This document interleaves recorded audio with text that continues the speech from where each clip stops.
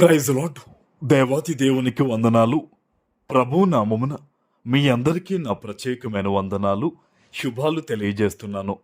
ఈ దినము కొరకు ఏర్పాటు చేయబడిన దేవుని వాగ్దానము రోమీలకు రాసిన పత్రిక 8వ అధ్యాయము 28వ వచనము. దేవుణ్ణి ప్రేమించు వారికి, అనగా ఆయన సంకల్పము చొప్పున పిలువబడిన వారికి మేలు కలుగుటకై సమస్తమును సమకూడి జరుగుచున్నవని ఎరుగుదుము. దేవుని నామానికి మహిమ కలుగునుగాక.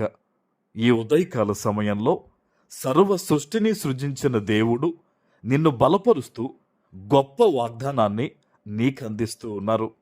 ఈరోజు దేవుని యొక్క మహాకృప నీకు తోడైంది గనక నీ జీవితంలో నీకు మేలు కలగడానికి సమస్తము కూడా సమకూడి దేవుడు నీ పట్ల జరిగించబోతూ ఉన్నారు. ఆమేన్.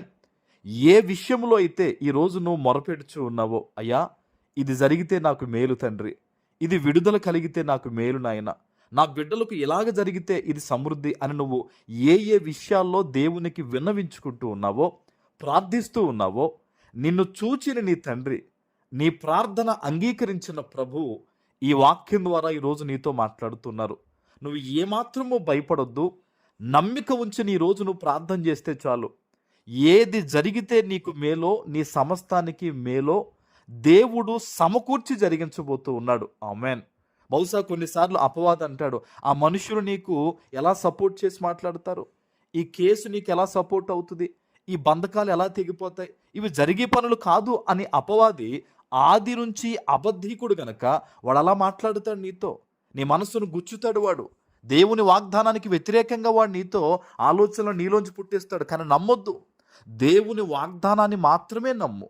దేవుని వాక్యం మీద మాత్రమే విశ్వాసం ఉంచి ప్రార్థన చేయి. నీ చుట్టూ ఎన్ని పరిస్థితులు ఎలా ఉన్నా సరే, ఇది నా దేవుని మాట, ఈరోజు ఇది దేవుని వాగ్దానం, నేను నమ్ముతున్నాను, నా పట్ల దేవుడు కార్యము చేస్తాడు అని నీవు పలికి విశ్వాసంతో దేవుని సన్నిధిలో ప్రార్థన చేసినట్టయితే, దేవుని యొక్క సేవకునిగా చెప్తున్నాను, ఏమేమి జరిగితో మేలో, నీ ఒక మాట ఉంటుంది బైబిల్లో, అడుగు వాటి కంటే, ఊహించు వాటి కంటే అధికముగా మేలు చేసే దేవుడట. ఎవరు?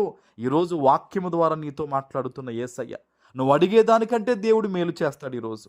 నువ్వు ఊహించేదానికంటే ఇంకా ఘనమైన కార్యాలే దేవుడు ఈరోజు నీ పట్ల చేస్తాడు. అందుకనే నీ విశ్వాసము ప్రతిరోజు వృద్ధి పొందాలి. ఈరోజు ఎక్కడి నుంచి, ఎటువంటి పరిస్థితుల మధ్య ఈ దైవికమైన మాటలను వింటూ ఉన్నావో, ఉన్న చోట మోకరించి ఈ వాగ్దానం ఎత్తిపెట్టి ప్రార్థన చేయి. తండ్రి, నేను నమ్ముతున్నాను ప్రభువా, మేలుగా నా జీవితంలో కార్యాలు ఈరోజు నువ్వు జరిగిస్తున్నావు తండ్రి. నేను నమ్ముతాను ప్రభువా, నా ఆధారము నీవే, నాకు నీవే దిక్కు ప్రభువా అని నీవు దేవుని సన్నిధిలో ప్రార్థన చేసినట్టయితే, సేవకునిగా చెప్తున్నాను అనుభవపూర్వకంగా, నీ ప్రార్థన ముగియక మునిపే నా దేవుడు గొప్ప జవాబు నీకు ఇవ్వబోతూ ఉన్నారు. హల్లెలూయా. ఇది దేవుని యొక్క మాట. ఇది ఆయన మాటలు, ఆయన వాగ్దానాలు అన్నీ కూడా ఆమేన్ అన్నట్టుగానే ఉన్నాయట. దేవుడు నిన్ను ఆశీర్వదిస్తూ నీ వద్దకు తన మాటను పంపించినప్పుడు దాన్ని నువ్వు రిసీవ్ చేసుకోవాలి, విశ్వాసం ఉంచాలి, వాగ్దానం ఎత్తిపెట్టి ప్రార్థన చేయాలి. అప్పుడే ఆ వాగ్దానం నీ జీవితంలో నెరవేరుస్తుందని గ్రహించాలి. నువ్వు ఈరోజు చెప్తున్నాను కదా, నేను విశ్వాసం ఉంచు దేవుని వాగ్దానం మీద, మేలు కలిగేటట్లు నీ జీవితంలో అన్నీ కూడా సమకూడి జరగబోతూ ఉన్నాయి. ఆమేన్.